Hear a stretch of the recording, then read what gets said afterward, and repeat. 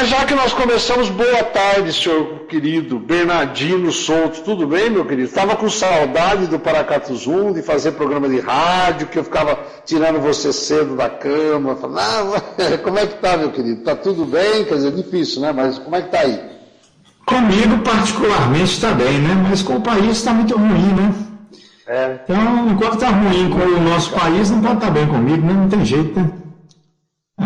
Pois é, está muito complicado. E já que você falou disso, está ruim para o país, porque você acompanhou ontem da Câmara, a eleição do Senado, que você chegou a acompanhar um pouco essa história aí? Como é que é isso? Olha, o Pedro já está mandando salve e está no computador esperando a gente. Eu acho que a gente já está no ar, não sei, enfim, não vou poder responder agora, mas vamos lá. E aí, você acompanhou essa eleição ontem? Como é que... eu tenho observado assim com um certo distanciamento, né? Porque eu tenho observado muito que o Brasil tem uma dificuldade muito grande, né? De trabalhar com essas questões políticas no sentido de avançar realmente em direção ao progresso, né? Então você vê que nas eleições municipais agora, né? O grupo conservador ainda foi majoritário nas eleições municipais, né? Aquele mesmo grupo que há 500 anos, né? Vem trazendo o Brasil nesse atraso, continua ainda como majoritário nas eleições municipais, é majoritário na Câmara e no Senado. Então, assim, eu acho que nós ainda temos muito o que crescer enquanto nação e cidadania, né, para a gente poder realmente ter alguma coisa mais interessante na política nacional ainda, né? Mas vamos construindo, né? Eu acho que esse é o caminho, né? Nós temos que ir construindo aos poucos, né? Pois é, bom, já recebi um sinal aqui do João Coura, que disse que está com problema do som. Eu não sei exatamente onde é, porque na verdade nós estamos sendo transmitidos ao vivo na rádio de Tirapina. O pessoal de Tirapina está nos ouvindo, a região lá de Tirapina está nos ouvindo ao vivo, né, na rádio, no dial, né? Malandra. Falei. Tirapina. É sério que eu falei Tirapina de novo, velho? Pelo amor de Deus, o que está acontecendo com essa minha relação com a Analândia, que eu fico trocando o nome? É os maus tratos que eu tenho recebido aí do pessoal de Analândia, é isso, Guma? Mas, enfim, Bernardino, assim, estamos rindo, estamos falando. Hoje eu fui no hospital regional, acho que é o hospital estadual. Guma, não sei, o João acabou de mandar uma mensagem aqui que está com problema porque ele está sem som. E o Lúcio disse que está... Não entendi também, mas enfim, não estou conseguindo acompanhar isso. Hoje eu tive, Bernardino, lá no hospital estadual, que eu fui fazer um exame de rotina, né? Enfim, afinal de contas, agora eu sou um senhor com mais de 60 anos, né? Desde o dia 19 de dezembro. E eu fui fazer os exames e já no ônibus, o circular aqui, que até lá eu já comecei a ouvir umas conversas pesadas, né? De que aqui em Araraquara, que foi considerado um dos melhores na primeira fase da questão da Covid e tal, né? Até tem uma reportagem, acho que é de uma revista francesa, se não me engano, falando do trabalho de Araraquara e tal. Mas, ao mesmo tempo, eu não só ouvi, a situação está muito complicada aqui em Araraquara, com a questão, inclusive, de já não ter muitas mortes, inclusive jovens, gente jovem, né? E aí, a hora que eu vi o jornal de hoje, o prefeito falando aqui, dizendo que é o pior momento da pandemia desde o começo da pandemia. Como é que é isso, meu querido? Bom, primeiro vamos fazer uma correção.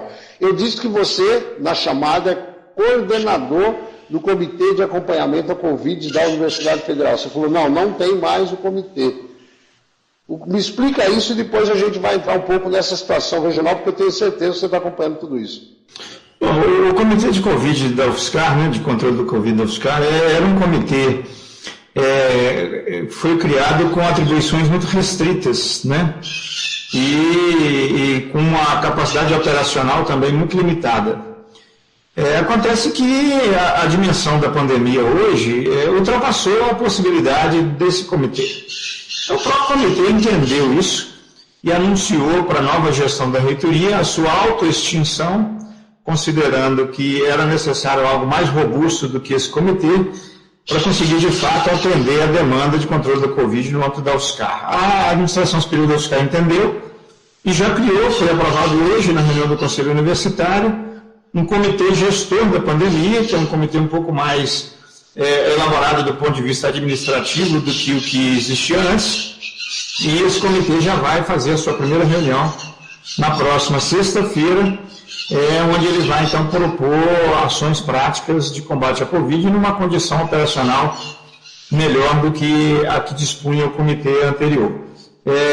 Quem vai presidir esse Comitê Geral da Pandemia agora é a professora Jesus, que é a vice-reitora da UFSCar. E quando a gente fala, por exemplo, de um comitê da UFSCar, né, da Universidade Federal de São Carlos, quando a gente fala comitê, as pessoas, mas uma universidade tem um comitê. A universidade, só para você ter uma ideia, é uma média cidade, né? Porque se for comparar, for somar a população da Universidade Federal de São Carlos, da UFSCar em Araras, da UFSCar em Buri, se não me engano, né? Enfim, e por Sorocaba, isso dá quanto? Dá quase 26 mil pessoas. 26 mil pessoas. 26 mil pessoas de toda a diversidade que você imaginar. E de todos os lugares imagináveis. Tudo quanto é diversidade social, diversidade econômica, diversidade sexual, diversidade profissional, diversidade ideológica. É realmente um país de 26 mil habitantes, com todas as complexidades que nós sabemos que é o nosso país, é uma universidade como a UFSCar hoje. E como é que foi esse primeiro tempo? Esse comitê do qual você coordenou, do qual você fez parte, durou quanto tempo esse comitê? Ele durou de março a janeiro, né? Março a janeiro, que vamos 10 meses aproximadamente. Você falou que vocês tiveram problema técnico, tiveram uma série de questão administrativa, várias dependendo. Mas qual a sua avaliação dessa experiência aí de março a janeiro, né? Qual foi a avaliação que você teve em relação a esse comitê? Na verdade, gente, a universidade, até a criação desse comitê, não tinha nenhuma proposta institucional relacionada à questão da Covid. Em 31 de janeiro, né, a Covid ainda não tinha chegado ao Brasil. Eu enviei um e-mail para a administração da universidade e para a prefeitura de São Carlos, falando, gente, vamos criar um comitê de combate à Covid, que essa doença grave está chegando. Mas eu não tive ressonância naquela época, né? Nós temos muito uma cultura de que nós só vamos ver que o prédio caiu depois que ele caiu, né? Enquanto ele está balançando, a gente vai levando, né? Nossa cultura é muito assim. E aí, o que aconteceu? Quando a Covid chegou no estado de São Paulo, a professora Maristela, que era coordenadora da USE naquela época, me falou, olha, como é que a gente faz com a USE diante dessa situação? Falei, Maristela... O que é a USE, Bernardino? O que é a USE? O que é a Unidade de Saúde e Escola, que é um recurso que a universidade tem, assistencial de ensino e pesquisa, que fica lá no campus, que atende pessoas na rede do SUS também, de acordo com várias pactuações que ela tem com o sistema de saúde local, um Instituto Público de Assistência em Saúde, né? Então, aí eu falei, Marcelo, nós temos que acionar a reitoria agora, imediatamente, porque já passou da hora da gente ter um comitê aqui para conversar sobre esse assunto. E aí eu entrei em contato com a professora Wanda, que era a reitora na época, ela falou, desce aqui na reitoria para a gente resolver isso. Isso era uma quinta-feira à noite. Chegamos lá, eu e a Maricela, explicamos para ela, falou, tem que criar um comitê agora. Nós já estamos com atraso em relação a isso. Tá? E na hora ela improvisou lá uma portaria criando o comitê. E foi improvisado, porque ela falou assim, quem que você quer que põe nesse comitê? E eu coloquei alguns nomes, assim, que eu lembrei na hora, né? De maneira improvisada, apenas para constituir o comitê. E aí foi constituído o comitê sem atribuição, né? Mas mesmo assim nós reunimos o comitê imediatamente e conseguimos, já no sábado, né, 2 dias depois, reunir todos os proretores e iniciar imediatamente o lockdown na UFSCar, né, para a nossa contribuição. E a partir daí o comitê foi tentando estabelecer planos de contingência, começou a pensar quando o retorno for possível, como é que a gente vai fazer. O comitê foi tentando dar assessoramento para a reitoria, né, em relação a demandas que surgiam da comunidade universitária relacionadas à Covid, mas, de uma certa maneira, faltou muito uma coordenação central, com diretrizes bem estabelecidas, né, da administração superior para a comunidade universitária, de maneira que, por mais que o comitê desse algumas sugestões, orientações, ele não tinha outra atribuição, né, outro poder administrativo além disso, né? Ele não tinha o poder administrativo de tomar decisões, de fazer intervenções e executar ações em campo para combater a Covid. Ele era apenas um órgão de consultoria da reitoria em caso a reitoria tivesse algum tipo de demanda, né? E aí o comitê ficou limitado a isso, né? Mas acontece que um conjunto muito grande de demandas acabou ficando reprimido em face da ausência de um comando central, vamos assim dizer, né, da diretriz central. Houve uma prática muito de descentralização das ações, né, para os cursos e para os departamentos, e isso criou algumas dificuldades. À medida que a pandemia foi crescendo, as dificuldades foram aparecendo, até que o comitê entendeu que era preciso ter um instrumento, né, de gestão mais central, com diretrizes centrais, para que isso não fosse tão descentralizado, porque a descentralização dificulta muito. Como é que eu deixo sob responsabilidade de um curso de engenharia fazer plano de contingência contra a Covid em suas atividades? Quer dizer, fora da área técnica deles, né? Isso é da área da saúde e em alguns momentos até muito especializado, né? Então, o comitê entendeu que precisava de ter uma diretriz mais central. A universidade tinha que ter uma diretriz da universidade, institucional, para que não fossem várias diretrizes de cada departamento, curso separado, né? E que para isso precisava de ter um comitê com capacidade de ação e intervenção em campo para ajudar no controle da pandemia no âmbito fiscal, e não só isso, colaborar também com os municípios no entorno da universidade, né? A universidade tem um papel social extremamente grande, responsável, e ele precisa, inclusive, a universidade, neste momento agora de pandemia, como órgão produtor de conhecimento, ciência, tecnologia e serviço, inclusive, ele tem a obrigação primeira de colaborar com os municípios no seu entorno, e o nosso comitê não tinha nenhuma possibilidade de fazer isso em função das suas características, como ele foi criado e constituído. A administração superior da universidade recentemente entendeu que é importante isso, e optou por seguir a sugestão do comitê de criar algo mais robusto do que aquele comitê, para realmente dar conta da pressão que a pandemia estava fazendo e também cumprir com sua responsabilidade social de dar contribuição aos municípios no entorno da universidade, no sentido de ajudar não só ao combate da pandemia dentro do campus, mas também fora na sociedade, que é uma obrigação da universidade dar essa contribuição. Então, foi criado esse comitê hoje, ele vai ter sua primeira reunião na sexta-feira, e a partir daí eu tenho a expectativa de que novas ações e outras coisas deverão acontecer por iniciativa da UFSCar em relação ao combate da pandemia. Em resumo, a nova proposta é fazer aquilo que o país até agora não fez em lugar nenhum, combater a pandemia, né?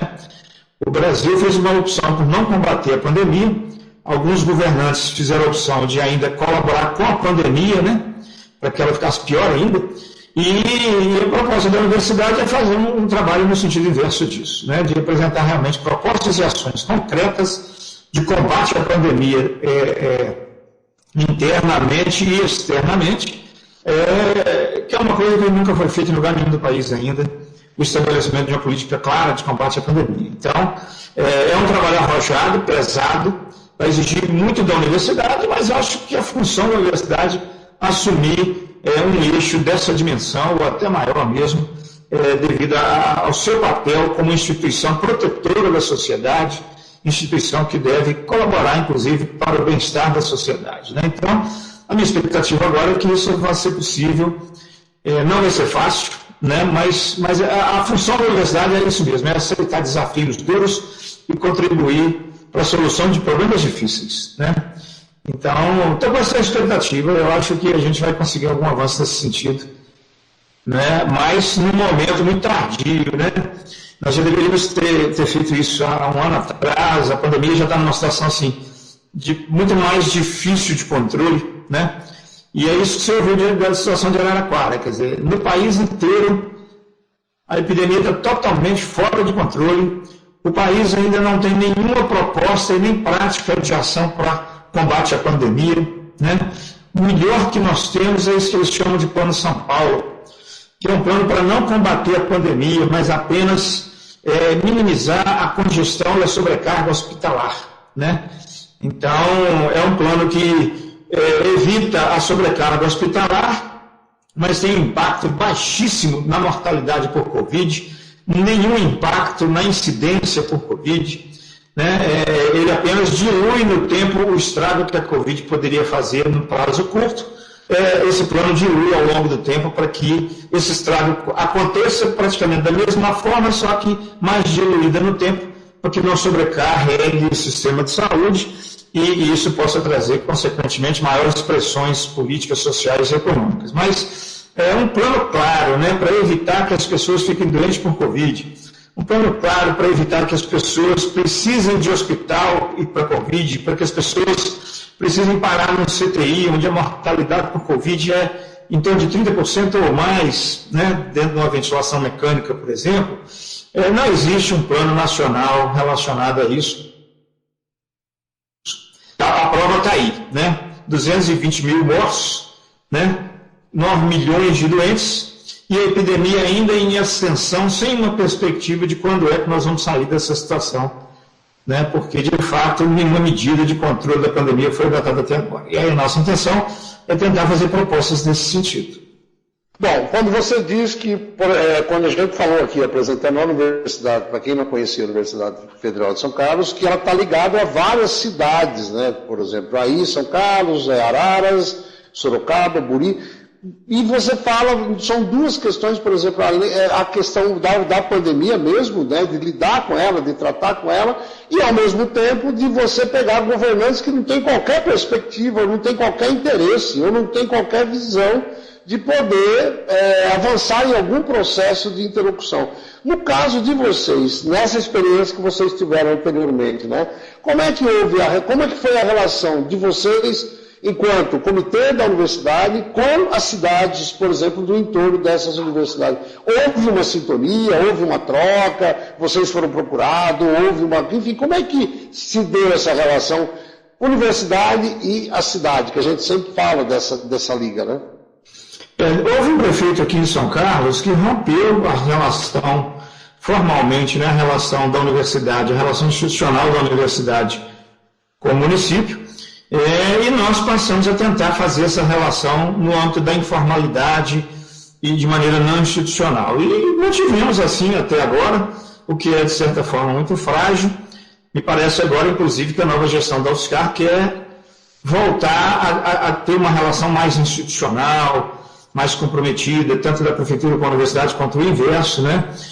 Isso ainda eu acredito que vai ser resgatado agora daqui para frente. Então, com relação ao nosso comitê, foi nomeado, inclusive, para ser membro do comitê da UFSCar, um representante da Prefeitura Municipal de Saúde, mas essa pessoa já havia avisado antes da nomeação que ela não tinha disponibilidade para isso, mas foi nomeada a si mesmo e, infelizmente, ela nunca pôde comparecer a nenhuma reunião do comitê. Então, nunca houve uma aproximação institucional formal entre o Comitê de Covid da UFSCar com a Prefeitura do município.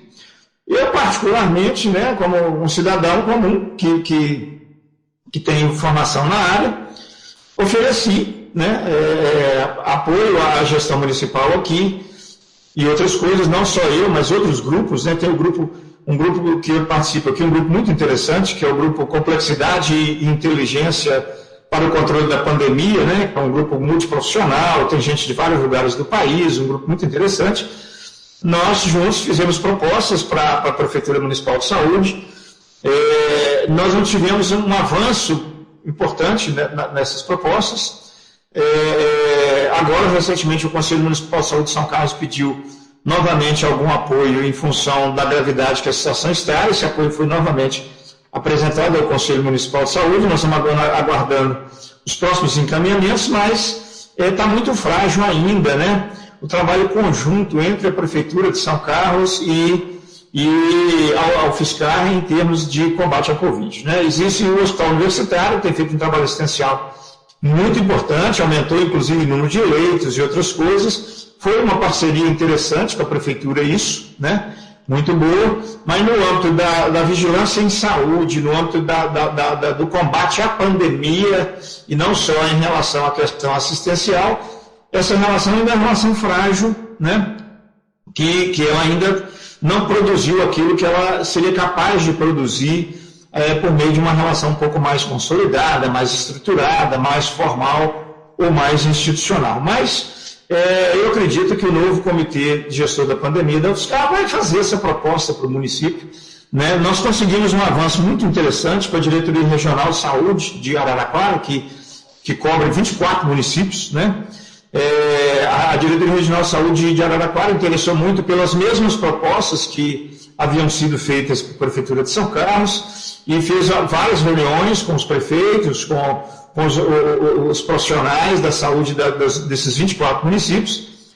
E hoje o programa de pós-graduação em gestão da clínica da UFSCar já está trabalhando no campo prático, junto com a Diretoria Regional de Saúde, para a qualificação dos agentes comunitários de saúde de toda a regional para ajudar no combate à Covid a partir do trabalho dos agentes comunitários de saúde. Então, temos alguns avanços nisso, mas, a meu ver, é uma visão bem particular minha, eu acho que esses avanços eles ainda têm um campo muito grande para crescer mais, desenvolver mais e ajudar mais do que tem sido feito até agora. Bom, meu querido, é o seguinte, eu me lembro que logo que eu soube da pandemia, da maneira, inclusive soube pelo meu filho, no telefone do meu filho, né, dizendo, você está ferrado, porque as duas coisas que você mais gosta de fazer, você não vai poder fazer, que é justamente viajar e juntar pessoas, que aliás eu atrapalho muito a vida de vocês, fico ligando, não, hoje nós vamos tal. Aí logo que eu cheguei, para não entrar em pânico, você sabe que eu tive a sorte de nascer no meio do canavial, não me deram Ritalina, né? E como eu estou sempre acelerado e tal, eu fiquei pensando, falei, vou fazer a live. E a gente começou, inclusive, você participou de algumas lives, logo nas primeiras lives que a gente participou, né? Eu falei, você estava muito sendo requisitado, eu falei, não, vou emprestar você para os outros, né? Eu vou pagar o teu salário, mas vou continuar. Mas, querido, foi uma coisa muito maluca, que de repente eu estou o Ricardo Dagnino, né? O Ricardo é professor lá de Tramandaí, do Rio Grande do Sul, e ele trabalha, é um geógrafo, né? Ele trabalha com essa questão do mapeamento. E o Ricardo logo me ligou na sequência, né? Logo nos primeiros dias que a gente começou a fazer as lives, acho que ele ouviu a nossa prosa, né? E ele me ligou e falou, velho, é o seguinte, cara, tá uma loucura, que a gente não sabe como é que tá isso, a gente não tem ideia. E para piorar, isso eu estou falando de março do ano passado, né? E para piorar, nós não conseguimos acessar as informações do Ministério da Saúde, que ainda estava lá, né, que hoje está se apresentando como, né, acho que era o Mandetta, se não me engano, que estava como ministro no primeiro tempo. Vocês não tinham informação do que estava acontecendo, ninguém sabia, né? Tanto que teve a formação do consórcio de órgãos de imprensa para buscar, junto às secretarias estaduais e até às municipais das grandes cidades, para poder ter um mínimo de informação, né? E o Ricardo começou a fazer um trabalho, e a gente, até por essas andanças, aí acabei juntando com o Fernando, com o Luiz, lá de São Mateus do Espírito Santo, o pessoal da Bahia, da Universidade Federal da Bahia e tal, e acabou criando, e eles conseguiram também criar. O Ricardo fez um belíssimo trabalho, até já anotei aqui, primeira semana de março, eu quero trazer o Ricardo para contar um pouco como é que foi essa experiência de mapear, né, essa situação toda no país. Como é que ficou para vocês nessa questão, sendo que você, inclusive, indiretamente, é um funcionário do Ministério da Educação, né? Você é um cara que, né, contratado, é professor da universidade e tal, mas, na minha concepção, como médico, como professor, você está diretamente ligado ao Ministério da Saúde, né? Como é que foi isso? Além dessa questão que você falou local, dos municípios, dessas dificuldades que vocês tiveram, etc. e tal. Como é que vocês, dentro de uma universidade federal, como é que vocês acessaram as informações junto ao governo federal? Como é que chegaram, se é que chegaram, como é que essa lida no cotidiano aí com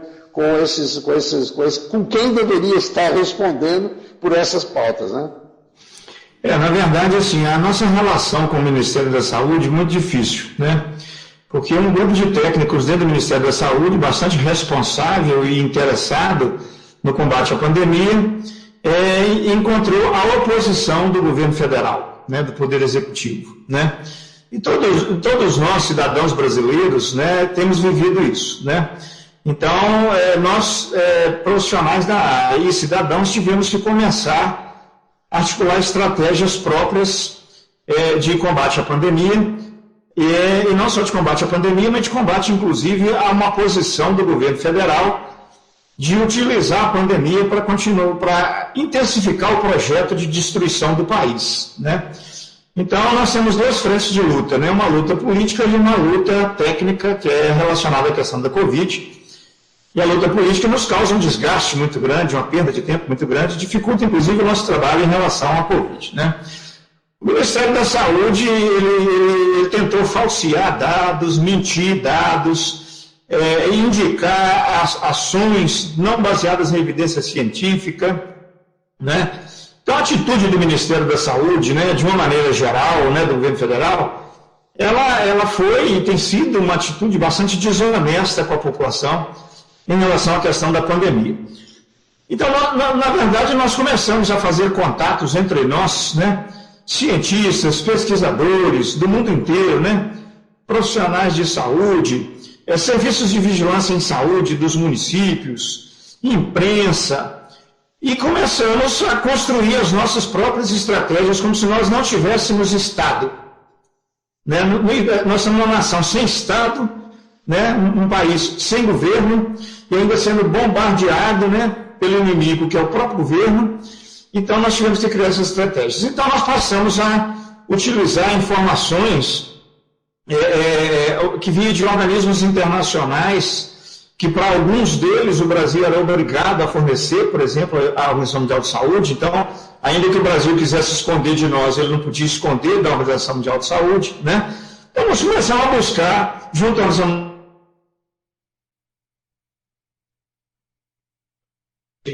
de dados, né, junto ao Topics, junto ao Worldometers e vários outros, né, junto aos órgãos de imprensa, e fomos construindo uma rede de intercâmbio, né, entre profissionais, pesquisadores e outras pessoas, e aí fomos tentando construir propostas relacionadas à pandemia e, ao mesmo tempo, tendo que enfrentar, né, o trabalho do governo de ajudar a piorar a situação da pandemia.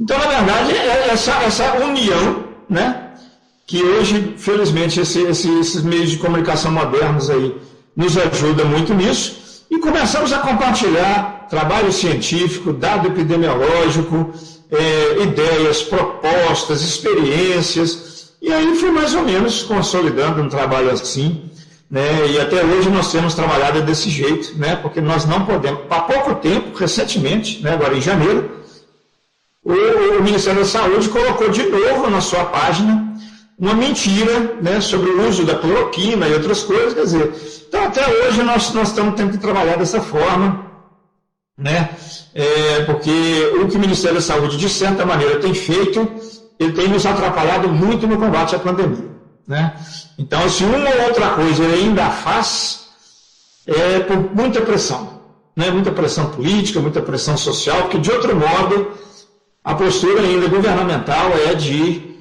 prejudicar o combate à pandemia no país, né? Então, nós fizemos isso, né? Começamos a assumir por conta própria, como cidadãos que somos, né, o nosso papel diante da ausência de um Estado minimamente responsável em relação a essa questão. Bom, meu querido, para quem não conhece Bernardino Souto, Bernardino tem uma história de vida que, aliás, eu já era fã do Bernardino, até conheci a história dele e fiquei mais fã ainda porque o Bernardino tem uma história virou médico, inclusive, por ver o pai e a mãe, as dificuldades que o pai e a mãe, né, passou para conseguir fazer uma consulta médica. Eu me lembro muito do meu pai, que te levou a fazer... ao fazer uma universidade, né, buscar para ser um médico, né, que era uma coisa inimaginável. Você é mais novo que eu, mas você deve estar na casa dos 60 também, quase, né? Mas na nossa época era inimaginável fazer. Imagina um trabalhador fazer um curso de medicina, né? E você foi lá, não só fez o curso de medicina, foi um ótimo aluno, foi convidado a dar aula na Universidade Federal de Belo Horizonte, acho que na Estadual ou Federal, não lembro direito. Só que foi lá no índice de IDH, né, é isso mesmo, né, foi lá no índice e descobriu uma cidade no Paraná chamada Santa Isabel, que eu me lembro de você até contar que teve até um caso que vocês tiveram que usar bambu.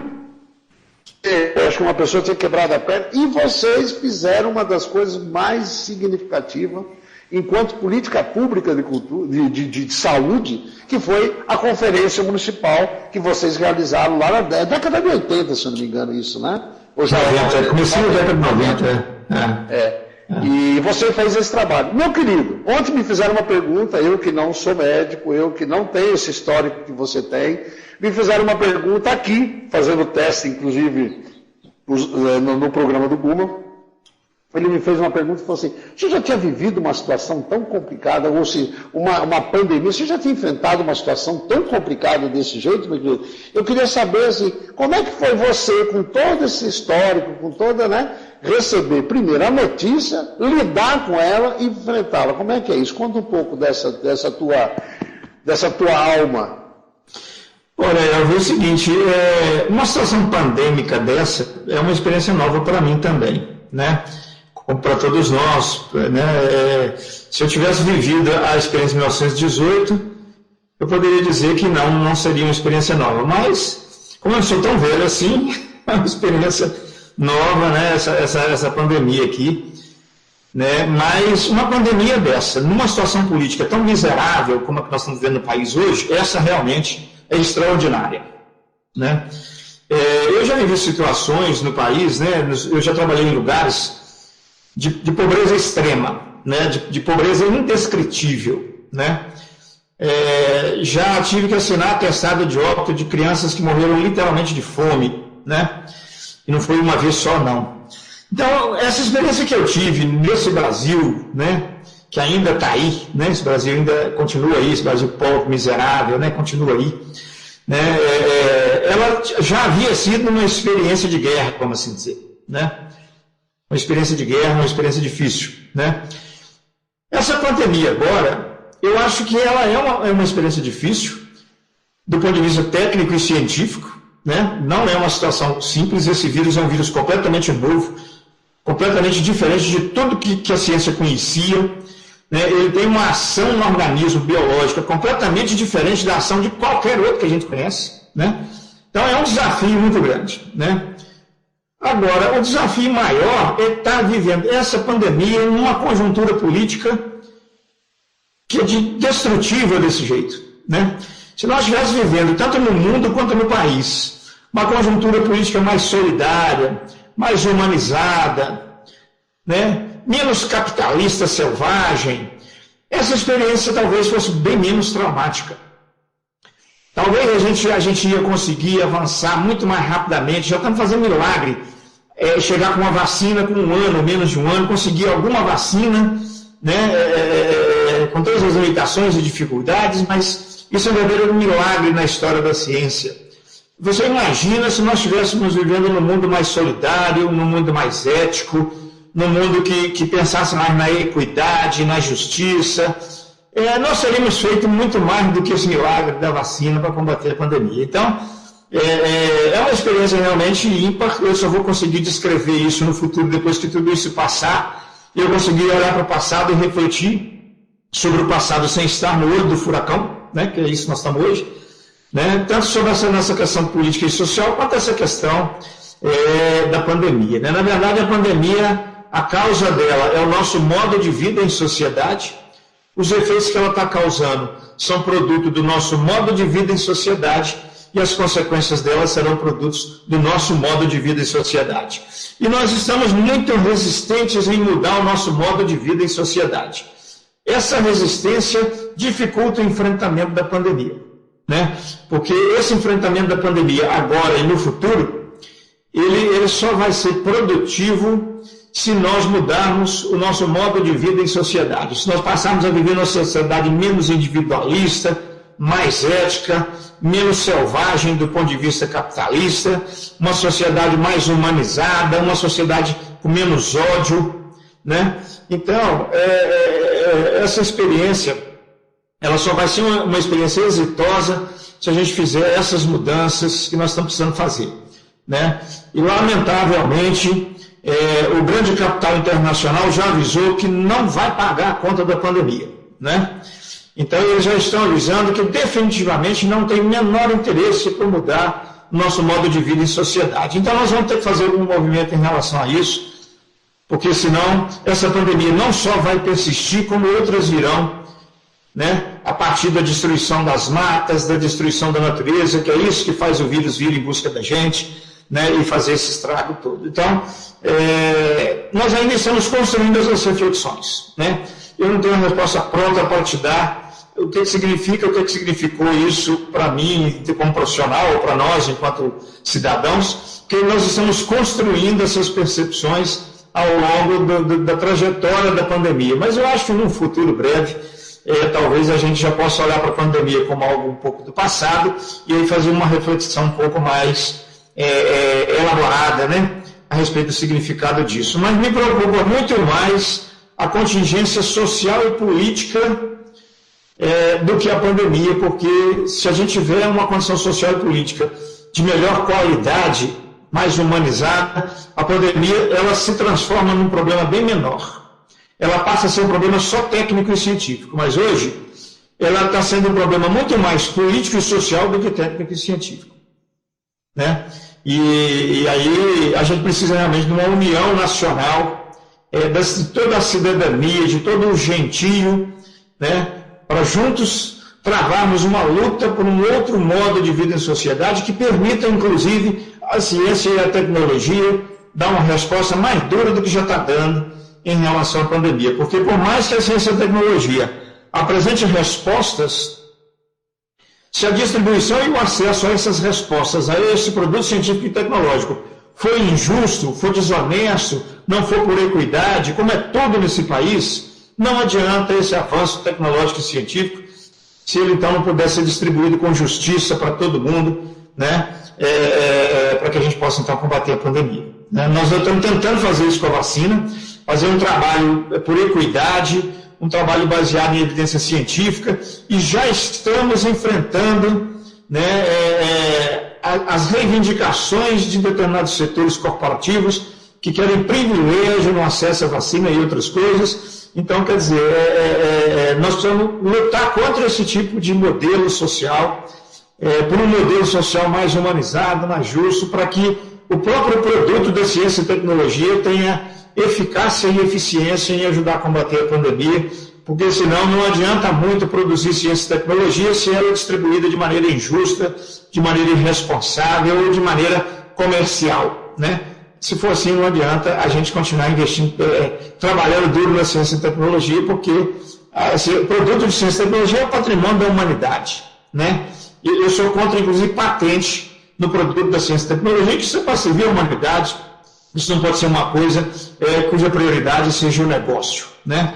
O negócio já provou que não está a serviço da vida e do benefício das pessoas, na grande maioria das vezes. Então, a minha preocupação é muito conjuntural em relação a todas essas coisas. Bom, meu querido, aí vem aquela pergunta que todo mundo está se fazendo permanentemente. Eu sei que você não faz futurologia, apesar que, se eu não me engano, uma vez fui tomar um café. Aliás, acabei de ganhar um café maravilhoso aqui, que a Júlia trouxe um café aqui maravilhoso, que eu não sei, eu não vou nem fazer propaganda, porque eu não sei exatamente o nome do café, mas muito bom. Querido, esse café, ué. Pois é, não, a Júlia que fez o café. A Júlia então, maravilhoso, maravilhoso. Ó, e até na xícara aqui, tem uma xícara, eu estou parecendo um Lloyd inglês, eu estou me sentindo o máximo. Mas, querido, mas tem aquela pergunta que não tem como, e todo mundo está se fazendo, eu estou com 60, não sei quem está.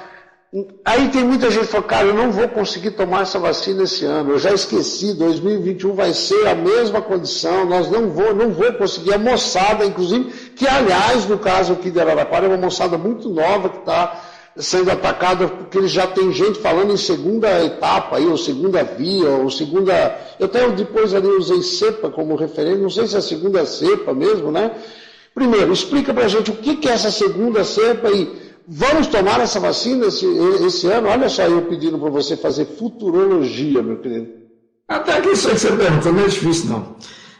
Bom, sobre a questão das cepas virais, na verdade, o vírus, ele sofre mutações ao longo do tempo, e essas mutações, elas poderão não ter efeito nenhum, poderá ser uma mutação favorável ao vírus e sem efeito na gente, pode ser uma mutação que traga efeito ruim para nós. Tem vários tipos de mutação que os vírus podem fazer e eles são muito ágeis nisso. O coronavírus tem mostrado que ele tem uma certa agilidade em fazer essas mutações e já tem centenas de mutações já verificadas no coronavírus, mutações genéticas. São mutações adaptativas que o vírus vai fazendo em função das suas necessidades de sobrevivência e outras coisas. Essas mutações podem trazer vários efeitos, né? Um deles pode ser que o vírus se torne mais resistente às vacinas que já existem, ou não. Pode ser que o vírus fique mais transmissível, pode ser que o vírus fique mais mortal, ou não, que o vírus fique mais transmissível e menos mortal. Isso seria bom para o vírus e para nós, né? Porque quanto menos o vírus mata, mais ele se perpetua na natureza, mais ele, né? Então tem várias coisas. Então a maioria das mutações que já aconteceram, até agora não tiveram nenhum significado clínico nem epidemiológico, exceto algumas mais recentes. Nós temos uma mutação mais recente que aconteceu na África do Sul, foi detectada uma mutação aqui também no Amazonas e em outros lugares do país, tem uma cepa europeia também, que tudo indica que ela é uma mutação que fez o vírus ficar muito mais transmissível. Então, transmite com mais agilidade, com mais celeridade, né? Então, se hoje um caso podia causar 10 outros, com essa nova cepa, pode ser que um caso vai causar 10, 20, 30, e aí vai acelerar demais o número de doentes, vai transmitir com mais facilidade.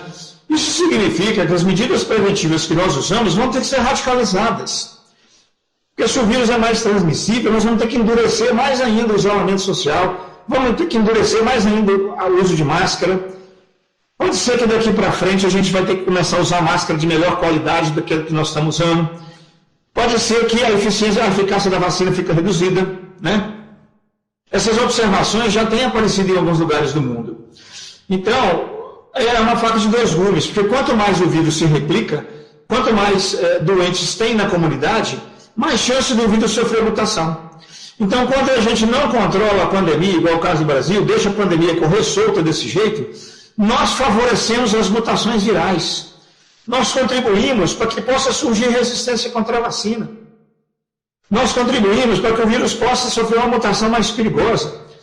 Então, de novo, nós temos que adotar medidas de combate à pandemia eficazes, preventivas, que contemplam isolamento social, uso radical de máscaras e outras coisas, para inclusive evitar mutações virais que possam nos prejudicar, né? E nós não estamos fazendo nada disso.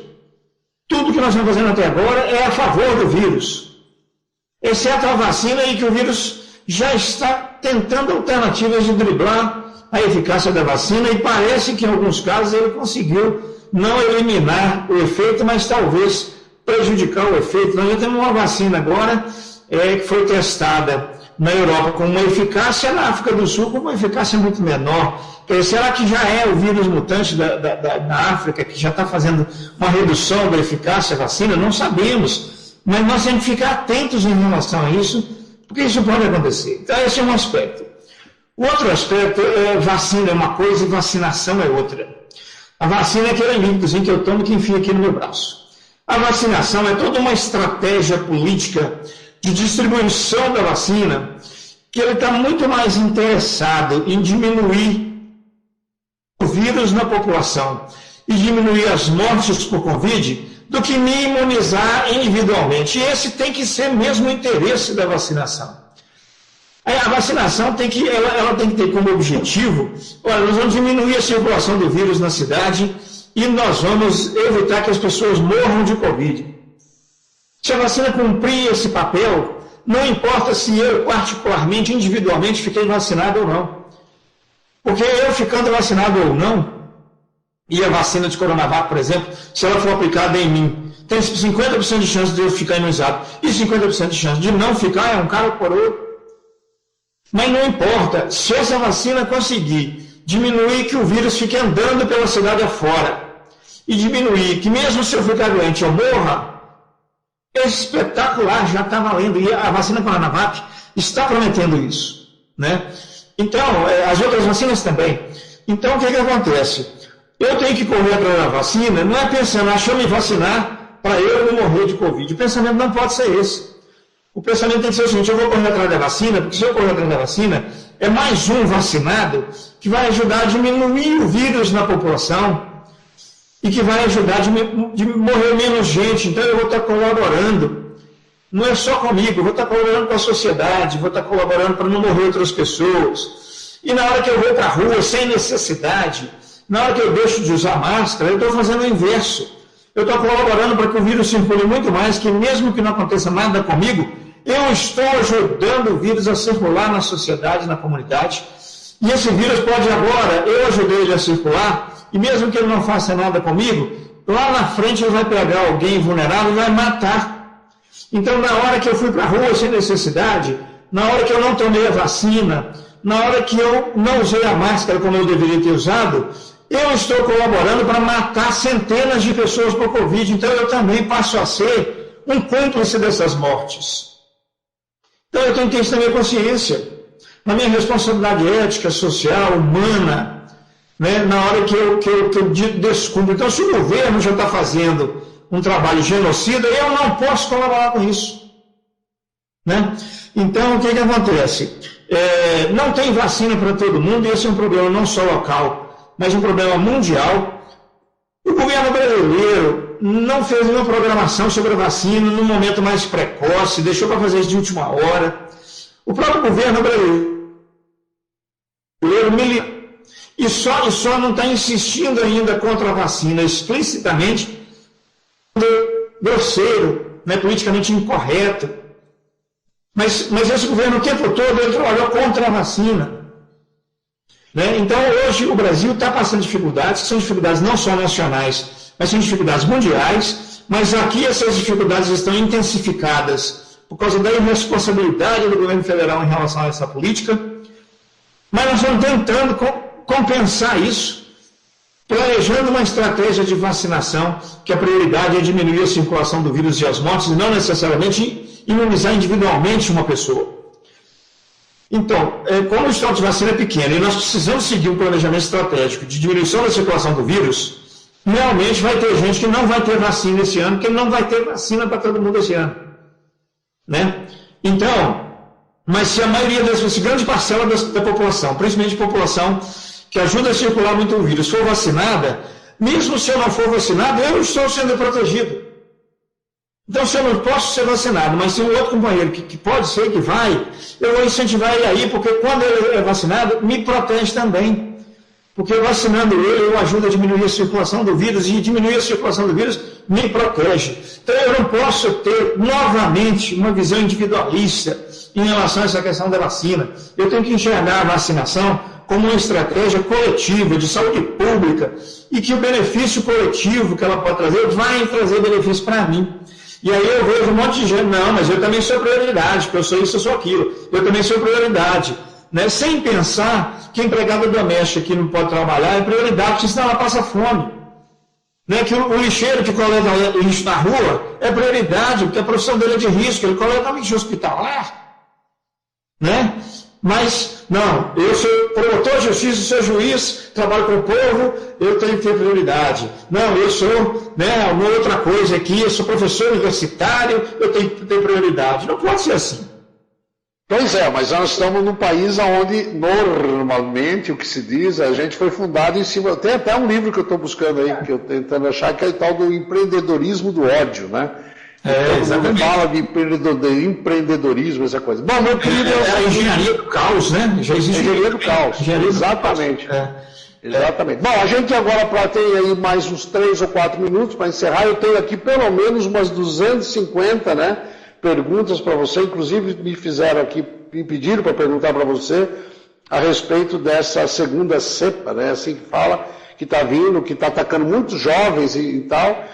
Ela é muito mais complicada, inclusive no caso hoje uma enfermeira ali durante o exame estava conversando comigo e ela estava me dizendo que essa noite os 3 jovens que faleceram não conseguiram sequer chegar ao hospital, inclusive para ser atendido, porque a coisa é muito grave, é gravíssimo, né? Então a gente por mais que o Paracatu sempre teve essa brisa de ser uma coisa mais tranquila, a gente brincava muito, mas a gente está vivendo um momento muito, muito, muito complicado.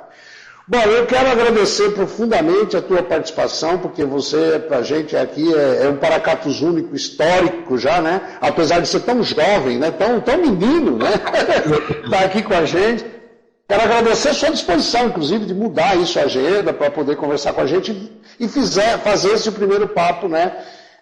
Com a gente nessa retomada do rádio. Então, quarta-feira que vem a gente está aqui de volta às 18 horas, né? E é o seguinte, meu querido, eu lembrei de uma cena que foi um dia que a gente estava no rádio, eu, você e acho que, se não me engano, mais uma pessoa e acabou a energia.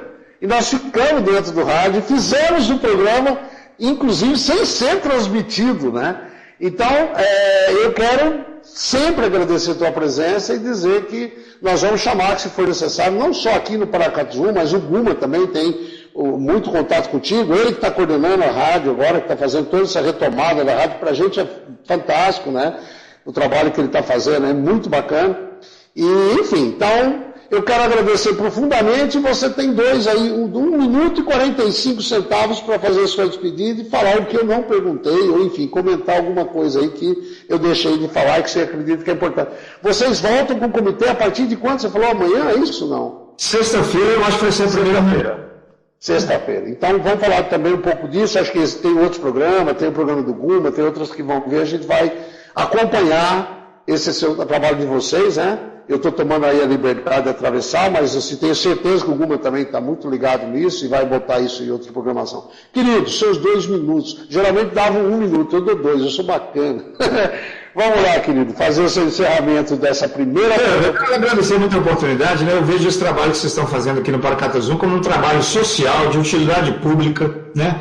Um trabalho muito necessário e um trabalho colaborativo com toda a melhoria da nossa sociedade, da nossa vida, né? Então eu quero parabenizar muito vocês por isso. Quero agradecer a oportunidade de estar aqui, quero me colocar à disposição para retornar outras vezes, né? Porque eu acho que é um trabalho que nós sempre fazia ainda por muito tempo, né? E eu queria convocar todas as pessoas que estão nos ouvindo a entender a gravidade e a seriedade dessa pandemia, né? Não levar isso como uma coisa que já foi resolvida, porque não foi resolvida, pelo contrário, o prognóstico para 2021 é pior do que foi em 2020, mas que a gente tenha energia suficiente para continuar nessa luta, né? E não desistir, mas adotar estratégias bastante sábias, bastante sábias, né?